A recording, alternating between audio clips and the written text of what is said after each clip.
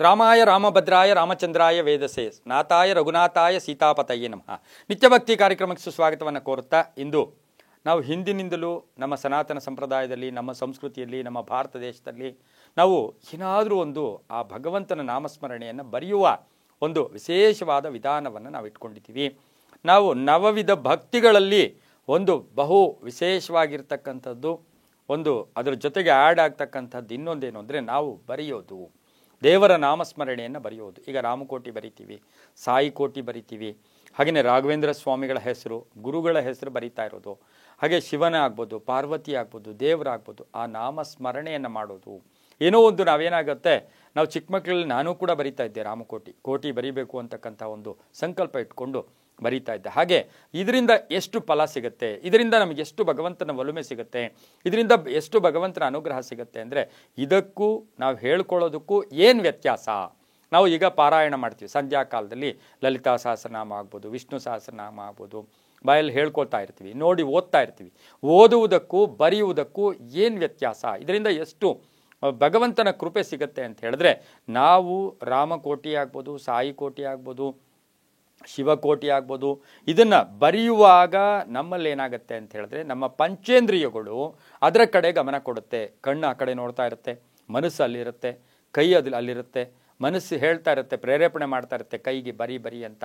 ಹಾಗಾಗಿ ಪಂಚೇಂದ್ರಿಯಗಳನ್ನು ಗಮನ ಅಲ್ಲಿಟ್ಟಾಗ ನಾವು ಬೇರೆ ಅದರ ಕಡೆ ಗಮನ ಕೊಡೋದಿಲ್ಲ. ಹಾಗೆ ಬರೆಯುವುದಕ್ಕೆ ಹೆಚ್ಚು. ನಾವು ಚಿಕ್ಕ ಮಕ್ಕಳಲ್ಲಿ ನೀವು ನೋಡಿರ್ಬೋದು, ನಾವೇನಾದರೂ ಒಂದು ತಪ್ಪು ಮಾಡಿದ್ರೆ ಇಷ್ಟು ಸಾರಿ ಬರ್ಕೊಂಡು ಬಾ, ಇದನ್ನು ಹೋಗು 10 ಸಾರಿ ಬರ್ಕೊಂಡು ಬಾ ಅಂತ ಹೇಳ್ತಾ ಇದ್ರು. ಅದರ ಅರ್ಥ ಏನು ಅಂತ ಹೇಳಿದ್ರೆ, ಆ ಬರೆದಾಗ ನಮ್ಮ ದೇಹದಲ್ಲಿ ಅದು ಬಂದು ಸೇರ್ಕೊಳ್ತಾ ಇತ್ತು. ಹಾಗಾಗಿನೇ ಮಕ್ಕಳಿಗೆ ನಾವು ಏನಾದರೂ ಹೆಚ್ಚು ಬರೆಯೋಕೆ ಕೊಡಬೇಕು. ಆದರೆ ಇವತ್ತಿನ ದಿವಸ ಈ ರಾಮಕೋಟಿ ಇದನ್ನೆಲ್ಲ ಬರೆಯುವಾಗ ನಮ್ಮ ಪುರಾಣಗಳು ಹೇಳುತ್ತೆ, ತ್ಯಾಗರಾಜರು 72 ಕೋಟಿ ರಾಮನಾಮವನ್ನು ಬರೆದಿದ್ರಂತೆ. ಹಾಗೆಯೇ ನಾವು ಈ ಬರೆಯೋದ್ರಿಂದ ನಮಗೆ ಭಗವಂತನ ಒಲುಮೆ ಬೇಗ ಸಿಗತ್ತೆ, ಜ್ಞಾನ ಕೂಡ ವೃದ್ಧಿ ಆಗುತ್ತೆ, ತಾಳ್ಮೆ ಸಿಗತ್ತೆ, ಆರೋಗ್ಯ ಚೆನ್ನಾಗಿರುತ್ತೆ, ಧನಾತ್ಮಕ ಶಕ್ತಿಗಳು ಈ ದೇಹದಲ್ಲಿ ಬಂದು ಸೇರ್ಕೊಳ್ತಕ್ಕಂಥದ್ದು ಕೂಡ ಆಗಿರುತ್ತೆ. ಅದರಿಂದ ಕಣ್ಣಾಗ್ಬೋದು, ಮನಸ್ಸಾಗ್ಬೋದು, ಬಾಯಿ ಆಗ್ಬೋದು, ಎಲ್ಲವೂ ಕೂಡ ಆ ಕಡೆನೇ ಹೆಚ್ಚು ನಾವು ಇಡೀ ಶರೀರ ನಾವು ಭಗವಂತನ ಕಂಟ್ರೋಲ್ ಕೊಟ್ಬಿಡ್ತೀವಿ. ಅದರಿಂದ ಸಾಕಷ್ಟು ಒಳ್ಳೆಯದಾಗ್ತಕ್ಕಂಥ ಯೋಗ ಕೂಡ ಇರುತ್ತೆ. ಹಿಂದೆ ಸಾಕಷ್ಟು ನೀವು ಗಮನಿಸಿರ್ಬೋದು, ಬೋಜಿ ಪತ್ರ ಇರ್ಬೋದು, ತಾಳೆ ಪತ್ರ ಇರ್ಬೋದು,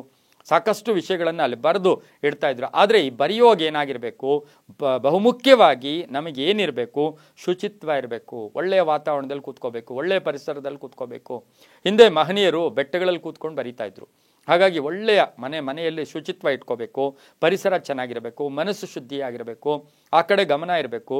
ಶ್ರೀರಾಮ ರಾಮ ರಾಮೇತಿ ರಮೇ ರಾಮೇ ಮನೋರಮೆ ಸಹಸ್ರನಾಮ ತತ್ತುಲ್ಯಂ ರಾಮನಾಮ ವರಾನನೆ. ಹಾಗಾಗಿ ಆ ರಾಮನಾಮ ಆಗಲಿ ಏನೇ ಆಗಲಿ ತ್ರಿಕರಣ ಶುದ್ಧಿ ಇರಬೇಕು, ಏಕಾಗ್ರತೆ ಇರಬೇಕು. ಚಿತ್ತಶುದ್ಧಿಯಿಂದ ನಾವು ಬರೆದಾಗ ಬೇಗ ಭಗವಂತನನ್ನು ಒಲಿಸ್ಕೊಳ್ಳೋಕ್ಕೆ ಅದ್ಭುತವಾದ ವಿಶೇಷವಾದ ಒಂದು ವಿಧಾನ ಅಂದರೆ ಅದು ಬರೆಯುವುದು. ಹಾಗಾಗಿ ನಾವು ವಯಸ್ಸು ಕಳೆದಂಗೆಲ್ಲ ಭಗವಂತನ ಒಂದು ಆಶ್ರಯಕ್ಕೆ ಹೋಗಬೇಕು ಅಂದರೆ ಈ ಬರೆಯುವ ಪದ್ಧತಿಯನ್ನು ಇಟ್ಕೊಂಡಾಗ ತುಂಬ ಒಳ್ಳೆಯದಾಗುತ್ತೆ. ಹಾಗಾಗಿ ಯಾರ್ಯಾರು ರಾಮಕೋಟಿ ಬರಿತಾ ಇದ್ದೀರಾ, ಯಾರ್ಯಾರು ಶಿವಕೋಟಿ ಬರ್ತಾ ಇದ್ದೀರಾ, ತಮ್ಮೆಲ್ಲರ ಹೃದಯಗಳಿಗೂ ಕೂಡ ನಮಸ್ಕಾರ ಮಾಡುತ್ತಾ ಇದರಿಂದ ಒಳ್ಳೆಯದಾಗುತ್ತೆ. ಹಾಗಾಗಿ ಎಲ್ಲರೂ ಬರೆಯೋಣ.